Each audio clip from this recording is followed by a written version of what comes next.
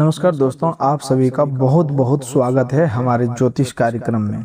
दोस्तों, आज शाम 6:30 बजे के बाद लक्ष्मी खुद चलकर आएगी आपके घर।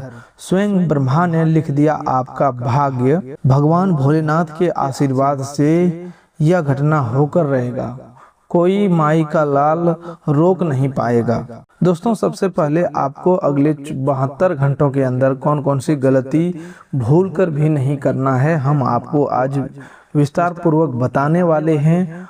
और दोस्तों, सावधान हो जाइए, कान खोलकर सुनिएगा। आपके घर के कोने में पड़ी ये 3 चीजें धीरे धीरे आपके घर की रौनक को समाप्त करके उसे शमशान जैसी उदासी भर सकती है। इन्हें समय रहते घर से बाहर कर दीजिए, अन्यथा मेहनत करने के बाद भी आर्थिक तंगी, अनावश्यक खर्च और मानसिक अशांति आपका पीछा करती रह सकती है। आपके रिश्तेदार, पड़ोसी और मित्र नई गाड़ियां खरीदते हुए, बड़े मकान बनाते हुए तथा जीवन में आगे बढ़ते हुए दिखाई देंगे, लेकिन आप परिश्रम के बाद भी उसी स्थान पर खड़े रह जाएंगे। क्योंकि आज जो महत्वपूर्ण बात बताने जा रहा हूँ वह बात संभव है कि इससे पहले किसी ने आपको इतने स्पष्ट शब्दों में समझाई हो।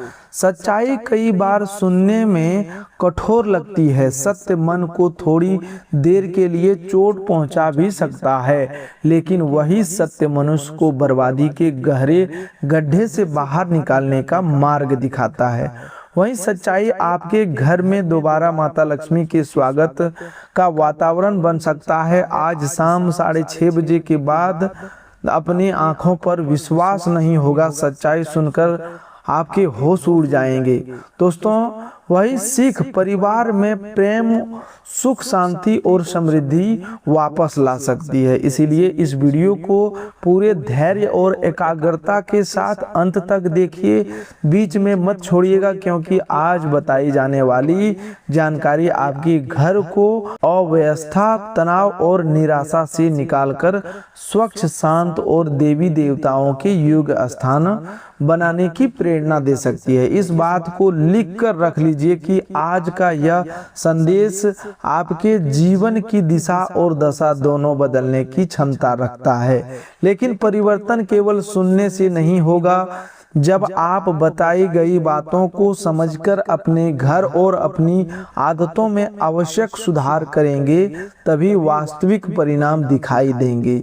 जो व्यक्ति ज्ञान सुनकर भी उसे जीवन में लागू नहीं करता, वह उस किसान के समान है जिसके हाथ में उत्तम बीज तो है, लेकिन वह उसे भूमि में बोता ही नहीं। इसीलिए केवल सुनना पर्याप्त नहीं, उचित कर्म करना भी आवश्यक है। 1 मिनट के लिए अपने बाकी कार्यों को रोककर सबसे पहले इस बात पर ध्यान दीजिए, क्योंकि यह केवल एक साधारण वीडियो नहीं, बल्कि आपके घर की उन छोटी छोटी भूलों को पहचानने की चाबी है, जिन पर ध्यान न देने के कारण बड़ी परेशानियां उत्पन्न हो सकती है।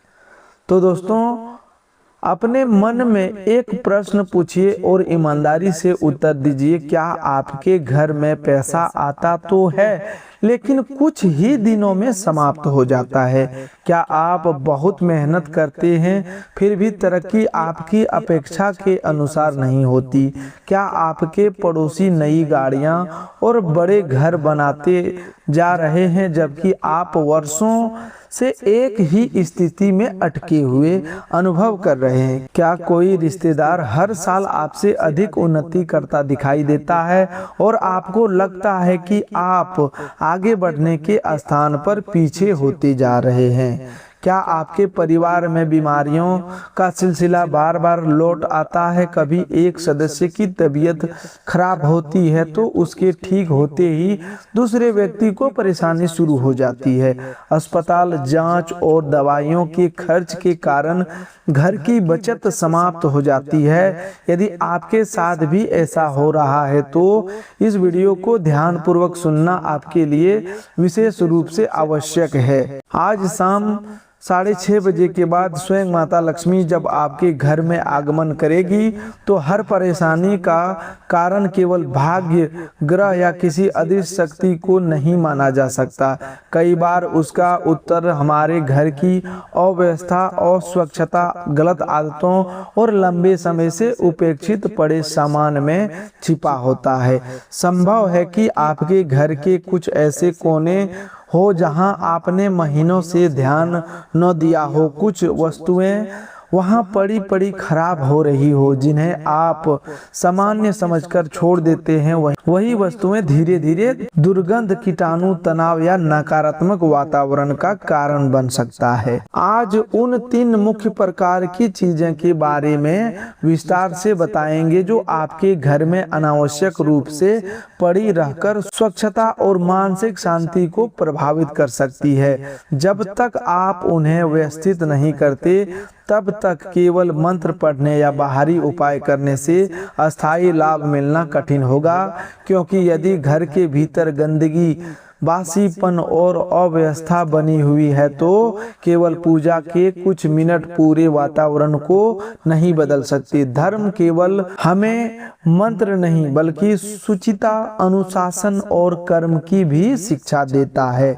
लेकिन आगे बढ़ने से पहले हम एक और जरूरी बात कहना चाहते हैं। यह बात आपको चौंका सकती है, परंतु इसे समझना आवश्यक है। आप स्वभाव से सरल, सहायक और दूसरों की भावनाओं को सम्मान करने वाले व्यक्ति हैं। जहां किसी की सहायता कर सकते हैं वहां पीछे नहीं हटते। आप संबंधों की कद्र करते हैं और किसी का दिया हुआ छोटा सा उपहार भी संभाल कर रखते हैं। यही आपका अच्छा स्वभाव है, लेकिन कई बार यही सरलता आपकी कमजोरी भी बन जाती है। इस संसार में प्रत्येक व्यक्ति आपके समान साफ मन वाला नहीं होता। आपके मित्रों और रिश्तेदारों में कुछ ऐसे लोग भी हो सकते हैं जो सामने मुस्कुराते हैं, प्रेम दिखाते हैं और गले मिलते हैं, लेकिन भीतर से आपकी उन्नति देखकर असहज होते हैं। वे यह नहीं चाहते कि आप उनसे आगे निकले। ऐसी इच्छा कई बार उनकी बातें, सलाह और व्यवहार के माध्यम से आपके घर तक पहुंचाती है। कभी वे आपको ऐसी वस्तु दे देते हैं जिसकी आपको आवश्यकता ही नहीं होती, लेकिन संबंध निभाने के कारण आप उसे वर्षों तक घर में रखे रखते हैं। हर उपहार देने वाला शत्रु हो यह सोचना गलत होगा। इसीलिए केवल संदेह के आधार पर किसी संबंध को खराब मत कीजिए, लेकिन उपहार की उपयोगिता, स्वच्छता और घर में उसके उचित स्थान पर अवश्य ध्यान दीजिए। किसी भी वस्तु को केवल इसलिए घर में रखना आवश्यक नहीं है कि वह किसी अपने ने दी है या वह टूटी हुई, अनुपयोगी, अस्वच्छ या घर में असुविधा उत्पन्न करने वाली है तो उसे सम्मान पूर्वक हटाया जा सकता है।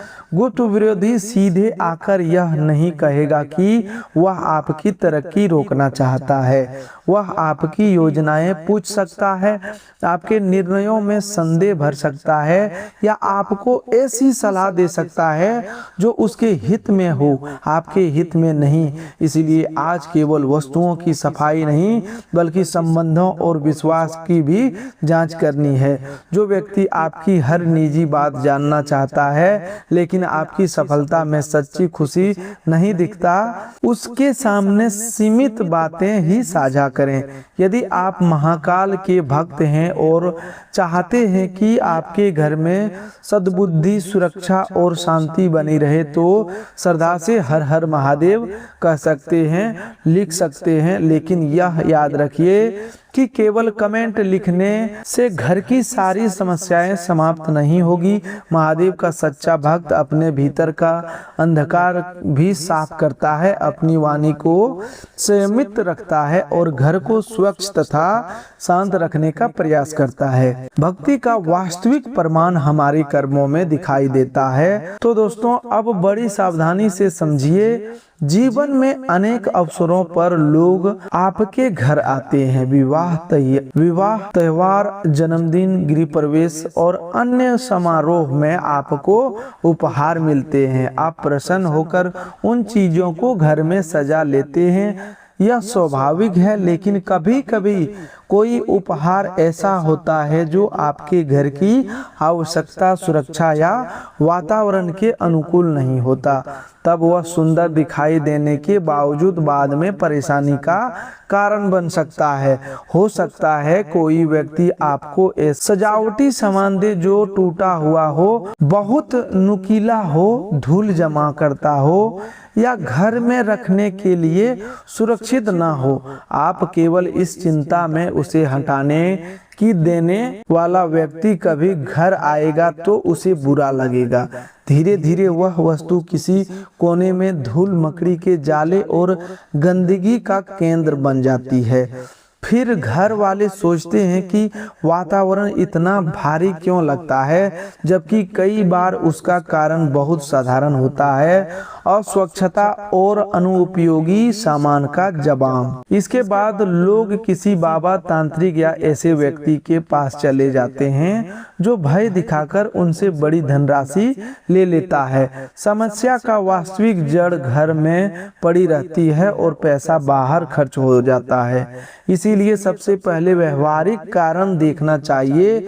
घर की सफाई, खराब वस्तुओं को हटाना, हवा और प्रकाश का प्रवेश, सुरक्षित भोजन, सही दवा व्यवस्था तथा शांत व्यवहार से सभी आध्यात्मिक उपायों को जितने ही महत्वपूर्ण है। वास्तुशास्त्र की परंपरा हमें यह समझाने का प्रयास करती है कि घर केवल चार दीवारों का ढांचा नहीं, बल्कि हमारे जीवन का सबसे निकट वातावरण है। जिस स्थान पर हम प्रतिदिन सोते, खाते, सोचते और परिवार के साथ समय बिताते हैं, उसका प्रभाव हमारे मन पर अवश्य पड़ता है।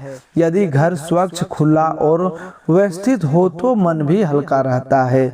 यदि हर कोने में टूटा सामान, बदबू, गंदगी और अव्यवस्था हो तो तनाव और चिड़चिड़ापन बढ़ सकता है। हमारे ऋषि मुनियों ने शुद्धता को केवल धार्मिक क्रिया नहीं माना।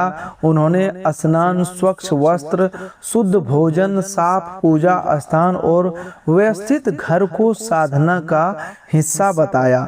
गीता में भगवान श्री कृष्ण ने वास्तविक जीवन की चर्चा करते हुए शुद्धता, संयम और संतुलन का महत्व समझाया है।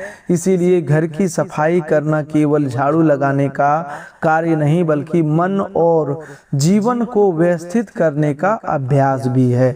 अब ध्यान से सुनिए, जो चीजें घर में समस्या उत्पन्न कर रही है, उनमें से कई बाहर से नहीं आई, बल्कि अपने स्वयं किसी आवश्यकता, सजावट, आदत या उपहार के कारण उन्हें घर में रखा। इसमें आपको अपराध बोध रखने की आवश्यकता नहीं है, क्योंकि हो सकता है किसी ने पहले सही जानकारी न दी हो, लेकिन ज्ञान मिलने के बाद भी गलती को पकड़े रहना उचित नहीं होगा।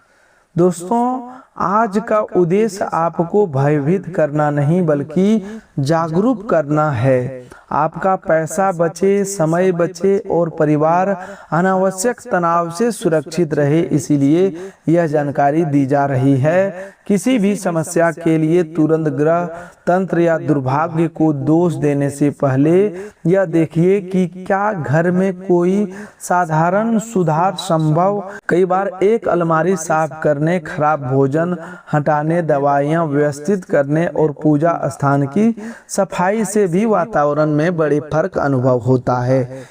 यदि यह बात आपके जीवन से जुड़ती हुई प्रतीत होती है तो आज ही घर के प्रत्येक कोने को ध्यान से देखने का संकल्प ले। माता रानी की कृपा चाहती हैं तो केवल जय माता दी लिखने और कहने के साथ घर में मातृशक्ति का सम्मान भी करें। परिवार की महिलाओं का अपमान करके माता की पूजा करनी अधूरी भक्ति है। महादेव का नाम लेने से साथ क्रोध और कटुता को कम करना भी आवश्यक है। जब आस्था और आचरण एक दिशा में चलते हैं तभी जीवन में अस्थायी शांति आती है। तो दोस्तों, अब पहली महत्वपूर्ण वस्तु के विषय में समझिए। घर की सजावट के लिए लगाए गए कांटेदार पौधे को लेकर वास्तु में बहुत चर्चा की जाती है। पौधे सामान्यतः घर की सुंदरता, ताजगी और हरियाली बढ़ाते हैं। वे वातावरण को जीवित बनाते हैं, लेकिन प्रत्येक पौधे को घर के प्रत्येक स्थान पर रखना उचित नहीं होता। कुछ पौधे में तेज कांटे होते हैं, कुछ बच्चों और पालतू जानवरों के लिए चोट का कारण बन सकते हैं और कुछ को बहुत विशेष देखभाल की आवश्यकता होती है। कैक्टस जैसे पौधे यदि घर के भीतर ऐसे स्थान पर रखे हो जहां आते जाते कपड़े अटकते हो या किसी को चोट लगने का डर हो तो उन्हें सुरक्षित स्थान पर रखना चाहिए। वास्तु की मान्यताओं में कांटेदार पौधों को तनाव और कटुता का प्रतीक भी माना जाता है, इसीलिए लोग इन्हें घर के मुख्य रहने वाला भाग, शयन कक्ष या पूजा स्थान के पास रखने से बचते हैं। इसका अर्थ यह नहीं कि कैक्टस रखने वाला हर घर दुर्भाग्य का शिकार हो जाएगा, लेकिन यदि कोई पौधा असुविधा, चोट या मानसिक बेचैनी का कारण बन रहा है तो उसका स्थान बदल देना समझदारी है। गुलाब के पौधे में भी कांटे होते हैं, लेकिन वह सुगंध और सुंदर फूल देता है, इसीलिए प्रत्येक कांटेदार पौधे को बिना विचार घर से फेंक देना उचित नहीं। आप उसे बालकनी, छत, खुले बगीचे या ऐसे सुरक्षित जगह पर रख सकते हैं जहां वह किसी को चोट न पहुंचाए। वास्तु को उद्देश्य वस्तुओं को नष्ट करने नहीं बल्कि उचित स्थान देना, इसीलिए किसी जीवित पौधे को सड़क पर फेंकने के बजाय उसे खुले स्थान, बगीचे या किसी इच्छुक व्यक्ति को दे देना बेहतर है। यदि किसी ने आपको कांटेदार पौधा उपहार में दिया है तो उसे तुरंत शत्रु मत मान लीजिए। संभव है उसने केवल सुंदरता देखकर उपहार दिया हो। संबंधों में अनावश्यक संदेह पैदा करना भी घर की शांति को नष्ट कर सकता है। वस्तु को परखिए, व्यक्ति की नीयत के बारे में बिना प्रमाण निर्णय मत लीजिए। रामायण में भी अनेक समस्याएं अनुमान और दूसरों की बातों में आने से बढ़ी, इसीलिए विवेक रखना आवश्यक है। यदि घर के अंदर ऐसा पौधा हो जो सूख चुका है, उसमें कीड़े लग गए हैं या लंबे समय से उसके देखभाल नहीं हो रही तो उसे हटाइए या पुनः जीवित करने का प्रयास कीजिए। सूखे और सड़े पौधे वास्तव में धूल, कीट और बदबू का कारण बन सकते हैं। उनका घर में पड़ा रहना मन को भी उदास करता है। हरा, स्वस्थ और अच्छी तरह संभाला गया पौधा सकारात्मकता का अनुभव देता है, जबकि मृत पौधा उपेक्षा का प्रतीक बन जाता है। पौधे हटाने या स्थान बदलने के बाद घर की सफाई करें। मंगलवार को हनुमान जी के मंदिर में लाल फूल अर्पित करना चाहिए तो श्रद्धा से कर सकते हैं। उनसे यह प्रार्थना करें कि वे आपके घर का भय दूर करें, आपको सही निर्णय लेने की शक्ति दे और घर के सदस्यों के बीच प्रेम बनाए रखें। हनुमान जी की भक्ति का सबसे बड़ा फल साहस, सेवा और भावना है। अब दूसरी बात सुनकर आपको आश्चर्य हो सकता है, यह बात बारिश के मौसम में दूसरी बात सुनकर आपको आश्चर्य हो सकता है, यह बात बारिश के मौसम में अधिक प्रासंगिक हो जाती है। कई बार हम किसी दूसरे व्यक्ति का छाता घर ले आते हैं। अनावश्यक बारिश शुरू हो जाए तो मित्र या रिश्तेदार अपना छाता देकर कहते हैं कि बाद में लौटा देना।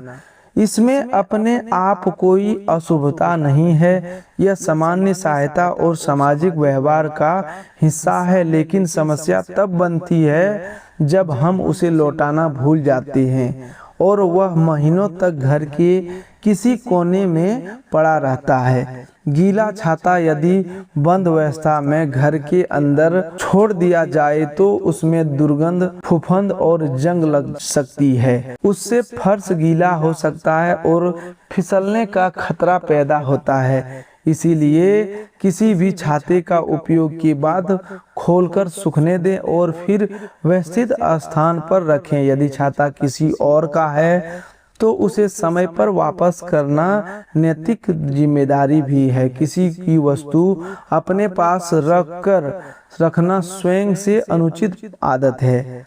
दान की परंपरा में छाता, चप्पल और वस्त्र देने का उल्लेख मिलता है। इसका भाव जरूरतमंद को धूप, वर्षा और रास्ते में कठिनाई से सुरक्षा देना है। यह कहना उचित नहीं कि किसी दूसरे का छाता अपने साथ उसके घर की सारी गरीबी या नकारात्मकता लेकर आता है। ऐसी बातें भय बढ़ा सकती है। वास्तविक सावधानी स्वच्छता वस्तु को समय पर लौटाने और उपयोग से पहले उसकी स्थिति में हो। इसी प्रकार किसी दूसरे के चप्पल या जूते लंबे समय तक पहनना स्वच्छता की दृष्टि से अच्छा नहीं माना जाता। इससे त्वचा या फंगल संक्रमण का खतरा हो सकता है। लेकिन यदि आपात स्थिति में किसी ने अपनी अतिरिक्त चप्पल दे दी तो इससे भाग्य नहीं बदलता। इसे साफ करके उपयोग करें और समय पर लौटा दें। अपनी व्यक्तिगत वस्तुओं को व्यवस्थित रखना और दूसरों की चीजों का सम्मान करना ही सबसे सही नियम है। यदि घर में किसी और का पुराना छाता या चप्पल पड़ी है तो आज ही उसके मालिक को लौटा दें।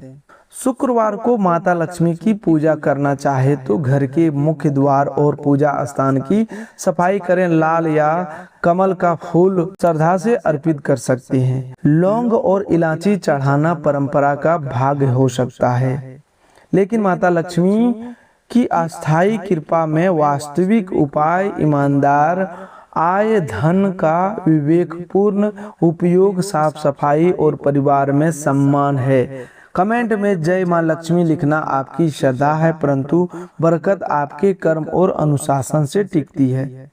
अब तीसरे बड़े समूह की वस्तुओं को समझिए। यह रसोई घर, पूजा स्थान और दवाइयों से जुड़ा हुआ है। देखने में ये अलग अलग चीजें हैं, लेकिन इन सब का मूल कारण एक ही है, उपेक्षा, बासीपन और अवस्था। जब भोजन खराब होकर पड़ा रहता है, पूजा के सूखे फूल कई दिनों तक नहीं हटाते और एक्सपायरी दवाइयां अलग अलग स्थानों पर बिखरी रहती है, तब घर में अस्वच्छता और लापरवाही का वातावरण बनता है। हिंदू धर्म में अन्न को देवता का सम्मान दिया गया है। भोजन से पहले अन्नपूर्णा माता का स्मरण इसलिए कृतज्ञता का प्रतीक है। हमें जितना भोजन चाहिए उतना ही लेना चाहिए और उसे व्यर्थ नहीं करना चाहिए। लेकिन कई बार भोजन की थाली में सावधानी रखने वाला व्यक्ति फ्रिज और रसोई की अलमारियों को महीनों तक नहीं देखता। पीछे रखी सब्जी सड़ जाती है, पुरानी मिठाई पर फफूंद जम जाती है और किसी डिब्बे में रखे अनाज में कीड़े लग जाते हैं। ऐसी वस्तुओं को घर में रखना केवल वास्तु की दृष्टि से नहीं, स्वास्थ्य की दृष्टि से भी हानिकारक है। फफूंद लगे भोजन को काटकर बाकी हिस्सा खाना कई मामलों में सुरक्षित नहीं होता, क्योंकि उसके विषैले तत्व दिखाई देने वाले भाग्य से आगे फैल सकते हैं। दुर्गंध और कीड़े अन्य खाद्य पदार्थों को भी प्रभावित कर सकते हैं। इसलिए फ्रिज, डब्बों और रसोई की अलमारियों की नियमित जांच करना आवश्यक है। रसोई घर माता अन्नपूर्णा का स्थान माना जाता है। वहां साफ बर्तन, ताजा भोजन और व्यवस्थित सामान रखना धार्मिक सामान्य के साथ साथ स्वास्थ्य का भी नियम है। कई दिनों तक पड़े जूठे बर्तन बैक्टीरिया, कीट और दुर्भाग्य का कारण बन सकते हैं। इससे तेलचिट्टे और अन्य कीड़े आकर्षित होते हैं। ऐसे वातावरण में घर के लोग बार बार बीमार पड़ सकते हैं और फिर खर्च बढ़ता है। इसीलिए रसोई की सफाई को किसी चमत्कारी उपाय से कम मत समझिए। प्रतिदिन रात में जितना संभव हो बर्तन साफ करके सोएं। गैस चूल्हा, सिक और भोजन रखने की सतह पोंछें। सप्ताह में कम से कम एक बार फ्रिज की जांच करें। जिन वस्तुओं की तारीख निकल चुकी है या जिसमें फफूंद और दुर्गंध है उन्हें उचित तरीके से हटाएं। खाने योग्य बचा भोजन जरूरतमंद को समय रहते दें, लेकिन खराब भोजन किसी मनुष्य या पशु को भी न खिलाएं। भोजन का सम्मान केवल मंत्र पढ़ने में नहीं, उसे बर्बाद होने से बचाने में है। परिवार की आवश्यकता के अनुसार खरीदारी करें। बहुत अधिक सम्मान केवल रास्ता मिलने के कारण न खरीदें। यदि उसके उपयोग की संभावना कम है, इससे धन भी बचेगा और भोजन भी व्यर्थ नहीं होगा। छोटी सी योजना घर के खर्च में बड़ा सुधार ला सकती है। अब पूजा स्थान में चढ़ाए गए फूलों की बात समझिए। भगवान को ताजे फूल चढ़ाना भक्ति और सौंदर्य का प्रतीक है, लेकिन फूल सूखने के बाद उन्हें लंबे समय तक तस्वीरों और मूर्तियों पर लटकाए रखना उचित नहीं। सूखे फूल धूल पकड़ते हैं, टूटकर नीचे गिरते हैं और पूजा स्थान को बासी तथा उपेक्षित दिखावे है। देव स्थान को स्वच्छ और ताजा रखना शुद्धता श्रद्धा का हिस्सा है। चढ़ाए हुए फूल अगले दिन या सूखने पर सम्मान पूर्वक हटा दें। उन्हें किसी पौधे की मिट्टी में रख सकते हैं या कंपोस्ट बना सकते हैं। हर स्थान पर नदी में फूल बहाना पर्यावरण के लिए उचित नहीं, विशेषकर यदि माला में प्लास्टिक, तार या चमकीली सामग्री हो तो धार्मिक भावना के साथ प्रकृति की रक्षा करना भी धर्म है। यदि फूलों से दुर्गंध आने लगी हो तो उनमें कीड़े पड़ गए हो तो तुरंत हटाएं। भगवान को प्रेम चाहिए, बासी वस्तुओं का ढेर नहीं। गीता में श्री कृष्ण कहते हैं कि भक्त प्रेम से पत्र, पुष्प, फल या जल अर्पित करे तो वे उसे स्वीकार करते हैं। यहाँ भाव की प्रधानता है, वस्तु को लंबे समय तक लटकाए रखने की नहीं। तो दोस्तों आज के लिए बस इतना ही। मिलते हैं एक और नए ज्योतिष कार्यक्रम में। तब तक के लिए धन्यवाद। आपका दिन शुभ हो, मंगलमय हो।